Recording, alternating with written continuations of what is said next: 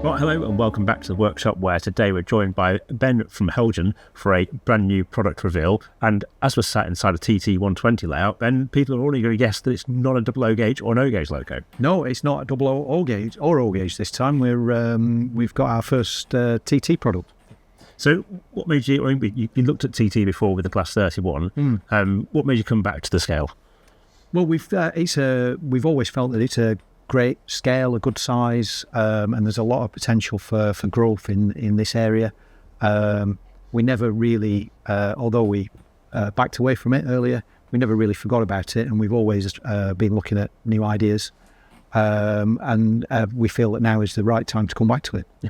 And obviously people will now be able to see what's on the screen, but this is your first ready-to-run TT loco, which is the Gloucester 122, isn't it? Mm-hmm. So again, the immediate question is, what were you thinking behind this particular choice of running stock?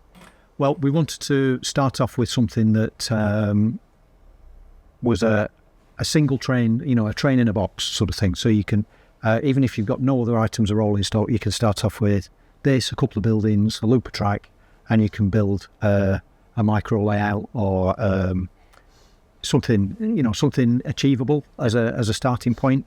And the bubble cars like the 122 are ideal for that. Yeah, and they also fit quite nicely into bigger layouts as well. So if someone's got space for a bigger layout, maybe want to introduce a branch line scene or something like that, a 122 is perfect for that, isn't it? Well, absolutely. These things were introduced in the late 50s, so you can run them with anything from steam locos, VR green steam, right through to mid-1990s, HSTs, Class 50s, Deltics, all the other stuff that's already available in TT.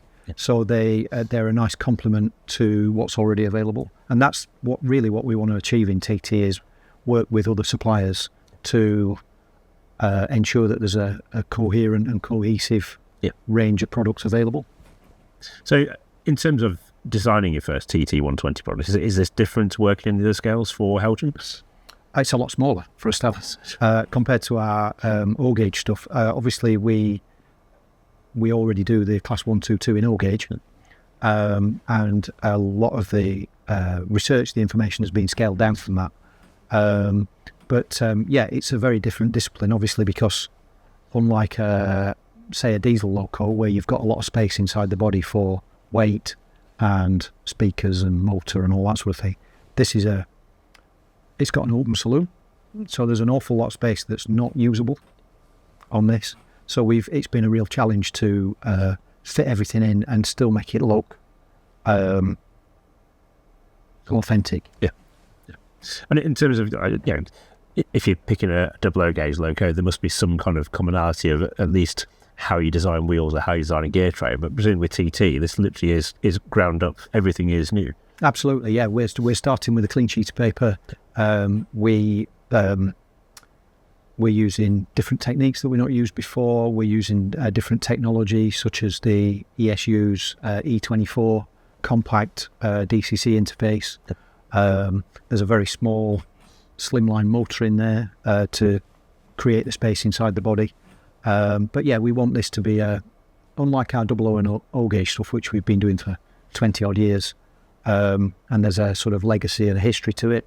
With this, it's a clean sheet of paper, and we want to show that this is a product line that's going to evolve into the future, but it's already starting from a sort of high specification benchmark. Yeah. Is that what you want to say? Yeah, so talking about the motor and drivetrain there, from my point of view, having looked over the model, it's very obvious that it's a very, very low profile mechanism in this. Impressively so, in fact, because actually there's even decent relief to the seats as well. So how do you actually come up with the concept for that? Well, we look around at what's out there already. We look at even in smaller scales, things like what's possible in N-gauge. So if it's possible in N-gauge, it should be possible in TT as well. We scout around for motors that fit the bill for what we want to do, and we talk to, particularly on the DCC side, we talk to experts such as ESU. Find out what they're working on and what's likely to be the spec. Not just now. We don't want to make it just suitable for now. We want to future-proof it. So the E24 interface that's in there has got as many DCC output, function outputs as a 21-pin decoder for 00. Okay. So there's a real scope for growth in that in terms of features and things like lights. So in that E24, that's more capable than an X18 decoder socket then? Yes, you've got more function outputs on that, yeah. And it's even, incredibly, the decoders are even smaller. Yeah, I've seen the interface is literally tiny, isn't it? Yeah. I mean, basically it's designed for American diesel locos in N scale, and of course they've got the long, narrow bonnets. So it's designed to fit in one of those. If you can imagine the width of that in N, there's not much space at all in one of those. Yeah. And in terms of the 122, then, are you able to use more of the capability of the E24 interface in terms of lighting control and things like that? Yes, we will do. I mean, there's lots of different lighting functions on this. You've got your head code panel and destination blinds, headlights or headlamps, as it were. Then you've got saloon interior lights as well. And in DCC mode, they'll all be independently switchable. Yeah. And in terms of then availability of the product, is it going to be available both DCC ready and DCC sound fitted from Heljan for TC? That's the plan at the moment. Yeah, we'll offer it DCC ready, and then there'll be sound fitted versions as well. Fantastic. And then obviously now well progressed with this in terms of engineering samples, but do you have a plan for liveries that are going to appear on this model yet? Yeah, we've the liveries will be basically very similar to what we're doing on the old gauge model. So they'll start off with green, late 1950s with the speed whiskers, evolving through green with a yellow panel, blue with a small yellow panel, as some of the early blue repaints were, plain BR blue, blue and grey, and regional railways. Fantastic. It just takes us right through to the sort of early 90s. Yes, so it's pretty much the entire service career of the Class 121s, 122s rather, isn't it? So yeah, exactly. Yeah, so we've mentioned about the E24 decoder. Does this have space for a speaker in it as well? It's got a factory-fitted speaker in there, actually. Okay. In the luggage van, there's a compact speaker in a housing which can be slid in and out to access the E24 decoder interface. So it's a really neat package. Yeah. Yeah. And is that speaker going to be standard as a part of the model, whether it's DCC ready or DCC sound? Yes, it'll be fitted to all models, regardless of whether they've got a sound fitted or not.